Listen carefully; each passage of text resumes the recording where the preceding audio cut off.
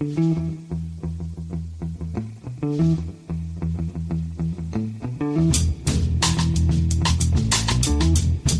to the Price of Football, the podcast that follows the money behind the beautiful game. This is Monday, so it's a questions special. I'm Kevin Day, and I'm joined by Kieran Maguire, the Baron, the Professor, the Guru, whatever you want to call him, the football finance expert. Well, football finance is fucking Rain Man, according to one owner of a championship club. I'm happy with that. Which owner of the championship club was it? I'd rather not say. Okay, so you're happy with the fucking Rain Man bit, but Yeah. yeah, great. This is it's 2020. If this was Sky, I'd be saying I'm sorry if you picked up on some bad language there, which annoys me. It really annoys us. 40,000 people in the football ground. You're watching football. No one's going to be offended. No. It's like when they apologise when there's a mass riot, when there's a 20-player fight. They go, "Oh, no one wants to see scenes like this." Yes, you do. Yeah. I want to know why the keeper's not joining in. You don't see enough of them. So coming up on this special questions one, how much is the Europa League worth? Why some clubs post abbreviated accounts, and Kieran's eyes just twinkled on the very mention of abbreviated accounts, and just how many clubs can you play for a season? Now, our first question comes from Jace Williams. Hello, Jace. We sort of touched on this before, but I think we've never fully answered it properly. If the owner of a club wants to invest in his own club, why does it show up on the balance sheet as a loan instead of just an injection of money? Because it's not really investment if the club has to pay it back, is it? Because you've talked recently about Watford, their owners may be asking for money back. Yeah, there are two ways of investing money into a football club. First of all, there is the club issues shares. And the nature of a share is that you give the club money, it gives you a piece of paper, and the club never has to pay that money back. So the only way I can get the money back as a shareholder is if I sell it to somebody else. Yes, but there's nothing to stop you selling it, is it? There's nothing to stop me unless there is something called preemption rights, where it's in the club's constitution that if I want to sell the share, I've got to either offer it back to the club or to offer it normally to one of the other directors or shareholders. So you couldn't if you owned 100 shares in Palace, you couldn't sell them to me, and I go, I'm going to sell them to my mate Big Dave. Right. Have you got a mate called Big Dave? I have got a mate called Big Dave. Yeah, he's an ex-Marine.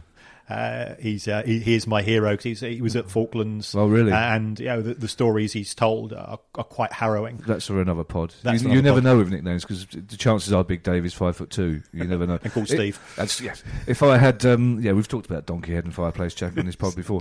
So if I have 100 shares in Palace that I've bought at £10 each, I can sell them to you at whatever price. At whatever price. And that's between me and you. Right. But there could be a clause in Palace's constitution which says if you want to sell the shares, you've got to give Steve Parish first option to buy them back from you. So that's fairly standard as far as football clubs are concerned. Right. So that money, that's one way of a club generating money from investors. The other way is for the owner to come in and loan the money, which of course loans have to be repaid. Now there's a lot of complications can take place after that. Sometimes the owners will be charging interest on the loans. So we've seen that. We were talking about West Ham recently, and I think one of the reasons why West Ham fans are unhappy with Golden Sullivan is that they've lent the club £45 million in loans, but they've taken out £14 million in interest. Now, in the context of a football club, it's not a huge amount of money, but it still grates with the fan base to say, well, we put money in for our season tickets every week or every year, and we get absolutely nothing back, and you're taking out money in the form of loan interest. And as we talked about in the last pod, there are a traditional working class fan base who are still grumpy about moving to that giant corporate box, essentially. But why, to answer Jace's question, why do they have to be loans? Why can't an owner just say, why can't Usmanov at Everton, for example, just say, here's £20 million, I don't want it back? Well, he has effectively done that with his stadium naming rights. So there are ways of people putting the money in, and we're seeing that through sponsorship. So, for example, the guy that owns Scunthorpe, his sponsorship deal is with a nightclub that he owns in Blackpool. Yes. So there are ways of owners getting money into the club which are nothing to do with sort of traditional funding. The reason why the owner might want to put money in via a loan is that he might be saying to himself, well, in 5 or 10 years' time, I want to sell the club, and at that point, I want my money back, and I want to get the money back in the form of the loan, or if I do sell the club in 5 or 10 years' time, I don't think it will be able to survive on its own, so I'm going to continue to have an investment, which hopefully will be interest-free, and it's a way that the club will survive if I'm not there. There's also the issue of tax, and there are tax benefits in lending money to people, which are far beyond our remit. What if he doesn't want to sell the club? He just wants his money back. What does that happen? Because he's going to bankrupt his own club, isn't he? Well, and there's no benefit to the club in doing so. What tends to happen is that you come to an arrangement with the club that the club will continue, but you'll only get a fraction. So if we take a look at what happened with Sunderland, with Ellis Short, and with Aston Villa, with Randy Lerner, they both lent around about £150 million to the club. They were two American guys. They didn't really know that much about football. That money was spent, wasted, and when they walked away, they said, give us 10p in the pound. Oh, okay. So that could be a reason that they say, I'm prepared to lend money to the club. I don't expect to get it all back, but by putting it in the form of a loan, it allows them to have some form of credibility with themselves to say, well, if I'd managed to sell it to Saudi billionaires, I'd have got it all back. Yeah. If I sell it under distress, I'll just take a hit. Right, okay. Well, as you know, Mondays is our special question pod, and the next question comes from Alan Pacitti. Hello, Alan. It says quick question on Rangers, so try and keep it quick. Rangers, 5 years ago, we were in terrible financial situation, really poor. So basically his question is, are they recovering from that? Next 5 years, are they sustainable as a club? Rangers' finances have improved to a degree. Only to a degree, okay. To a degree. Certainly there is more money coming in. And I think what is critical to Rangers is that they must qualify for the Europa League group stages, ideally get out of those as they have done this season, and then they can start to make some money. If they could win the Scottish Premiership, and presently I think as we speak they're 5 points behind with 2 games in hand, that would give them the opportunity to go into the Champions League, and that could really change their finances around. At present, they have invested significantly on the pitch. They've invested significantly in Steven Gerrard, and therefore the directors are having to subsidise the club each year by lending further money. I think the directors have said, we are willing to do that. We can't carry on indefinitely, but a couple of Champions League campaigns or success this season, further success in the Europa League, could mean that they'll break even or more. If you're comparing them to Celtic, what Celtic have been very clever at doing, first of all, they have had Champions League group stage contributions, which are huge compared to the Europa League, but Celtic have sold a player every summer. And that player has normally gone for 20 to 25 million pounds. So they sold Kieran Tierney this summer. It was Dembele the previous summer, and that sort of effectively built into their model. And I think they're actually fishing in a slightly different pool to Rangers when it comes to recruiting players. So they're buying players in the 3 to 5 million pound bracket and selling them for 15 to 20. Historically, Rangers haven't been paying the same amount of money, but they did sign one of the lads from Liverpool last summer for 8 million. So I think that they are feeling more confident. My view is that Rangers, it's not easy for them because they are competing against Celtic, but they're okay. Well, that's Celtic are my Scottish club, so I'm not going to. Good, I'm glad they're okay. I would have been upset if they'd been brilliant, but okay's fine. I'm saying that because my Scottish family listens to this. If I hadn't acknowledged that Celtic was my Scottish club, I'd have been in big trouble. And if you think Big Dave's big... and those people listening in Scotland, by the way, I know we've been promising a Scottish football special. It's on the way.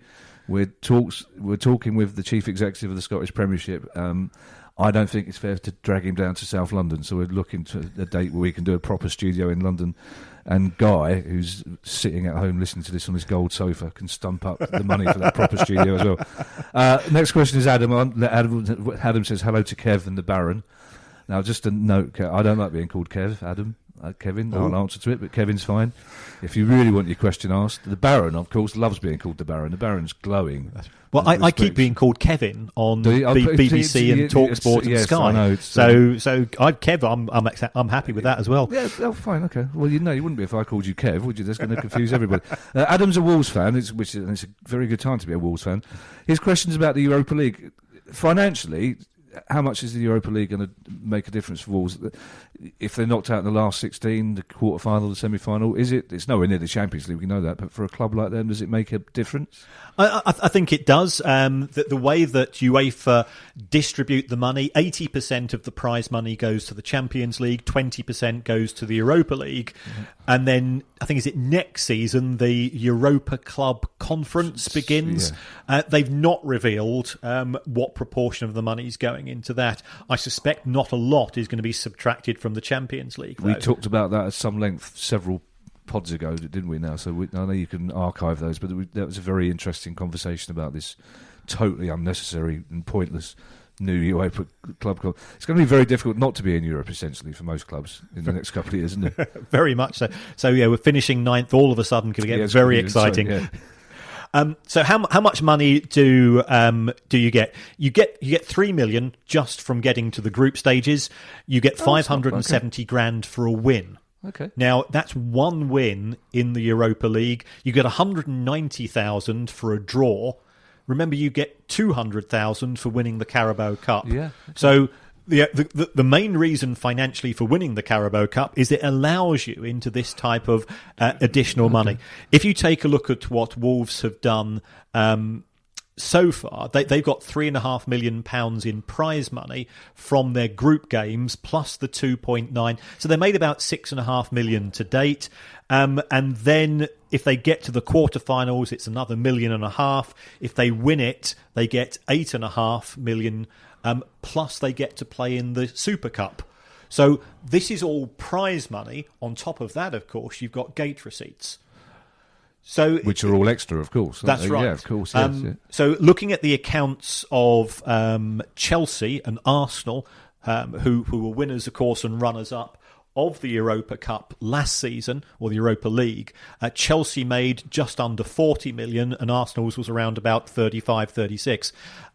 So it's worth having. It's not the same as it's. You'd be better off avoiding relegation than winning the Europa League, to put it into some form of context there. Right. I'm quite glad Wolves are in Europe because historically those series of friendlies they played back in the 50s against Real Madrid and Honved was what led to the creation of the European Cup in the first place. So they sort of deserve to be getting some money out of a tournament they had a big play in starting, didn't they? That's right. And also, they're playing great football. Yeah. And as an away fan, it's one of the places you genuinely look forward to going to.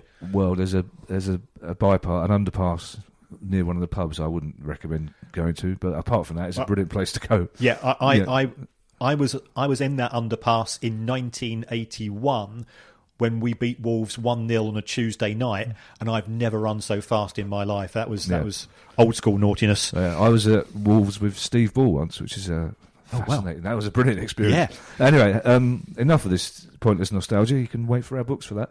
Harry Wood is a Barnsley fan. Now, this is a question I know is right up your street. We've had a couple that are pure accounting questions, and this is a pure accounting question. So I will ask it, and I'll mentally switch off. I'll wait for your lips to stop moving and I'll get back in the room if that's okay. Now, I think it comes from a link that I think you published. Is profit and loss before tax, but Barnsley posted a figure that was profit and loss after tax due to the fact that they posted these in what are called abbreviated accounts. Now, before I drift off, Harry wants to know whether these abbreviated accounts are dodgy or common practice. First of all, they're common practice. Okay. If you've got a company that you provide your services through, that will produce abbreviated accounts. What happens is that if you employ less than 50 people and if you have turnover of less than £12.6 million and certain value for your assets, less than 6.5 million, you don't have to produce the full amount of information. Does Barnsley fit that remit? Barnsley does. They've got less than 50.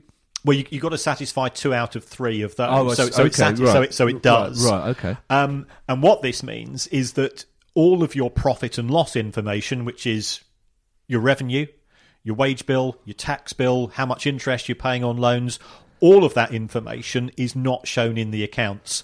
So the clubs in the Premier League and the Championship, they are all above that threshold. So therefore, as you know, when a new set of accounts comes out, I get very, very excited by that. I do. I get less excited when clubs produce these abbreviated accounts. Now, this means that there's less transparency. It's the difference between softcore and hardcore porn for you, basically, isn't it? I wouldn't know anything about that. You ran it? Yeah, never mind. Yeah, yes. The difference is in the football industry is that a football industry is not the same as a company that makes plastic boxes or washing machine repair parts. Football club, as far as we're concerned, as far as most Cat fans are concerned, it is the beating heart of the local community. It's part of your identity. All these things which we football romantics hold very closely to our heart. It should be all those things, yes. And therefore, the argument goes is that it should be a protected business and it should have greater transparency and communications and better governance. Now, the Football Supporters Federation, they've said they've lobbied the EFL and they've also lobbied government to say that football clubs therefore should not be able to produce these abbreviated accounts because it will allow the fans to see with greater transparency exactly what the clubs are up to. The club owners, of course, turn around and say, "Well, none of that. We like being clandestine." So there's an on pass at present. I can identify how much profit a club has made from looking at the balance sheet, but it's no detail. So it's not dodgy. It is common. It is frustrating because it reduces comparability in governance and transparency. And I'm back in the room. Now, our last question. No, it's a very good answer. I mean, because I think you would always worry when you see your club involved with words, even if you know nothing about these things. They don't. Your first thought is this right? Are other clubs doing it? So it's a very good question. Now, Chris Whiffin, our last question. Remember a couple of weeks ago there was a lot of fuss about Owen Doyle scoring a lot of goals for Swindon, owned or registered by Bradford. But it's focused attention on the rule that you can only play for 2 clubs per season. And Chris wants to know why that rule is there, and financially is it a good idea? And also, I guess, is it not restricting a player's ability to work where he wants? It is restricting a player's ability to play where he wants. The reason for it is to stop 4 matches from the end of the season, a club who's got a bit of money recruiting Wayne Rooney, recruiting Harry Kane, and so on. Just you could do that for players on a short-term basis. It would make a mockery of end-of-season negotiations and end-of-season matches. There's a transfer window. How would they be able to do that anyway? Well, what you could have is a player at the start of the season is registered and plays a couple of games for one club. He then goes... It's more difficult now in the Premier League window because that coincides with the start of the season. Yeah. But if you think about it, at the end of August, you could play half a dozen games. Yeah. You then go out on loan to one club. You go out on. You come back at the start of January. You play a couple of games for yet a third club, and then you go out on a 4th loan deal, and you just become a gun for hire. And I think in terms of the integrity of the game, and let's face it, there's not a lot of it left. I think it's one of the few things which is a positive. So this rule is less to do with finances and more to do with integrity. Yeah, absolutely nothing to do with finance. I think from a host club's point of view, they'd quite happily hire out one of their best reserve strikers on a match-by-match basis to whoever was the highest bidder. Well, we don't often then get to end this pod with the word integrity, so let's do that. That's fantastic. Thank you for all your questions. Our Monday pod is driven by them, so please keep sending them in to @priceoffootball.com. There is a bit of a queue, but we will get to your questions. And sometimes Kieran will even answer them on social media, depending on what sort of mood he's in. Normally, it ranges from bad to furious, Kieran's mood in general, but when he's in one of his affable moods, he might answer one of your questions. He has to on this because we're hoping to monetise it. So what you get is good, Kieran. Oh, right. I think after Guy's worked out how much our share is, I think you're in for a bit of a shock there. We all know he's too busy on his gold bed under his duvet made of notes. This is an Adapt It production. Thank you very much for listening. I've been told off several times for saying we'll see you soon because, of course, we won't. We're never going to get to see you until such time as we do a live one, which we're not going to do until Guy pays us for the ones we've been doing anyway. And we'll see you on Thursday. Cheerio, folks. The price of football.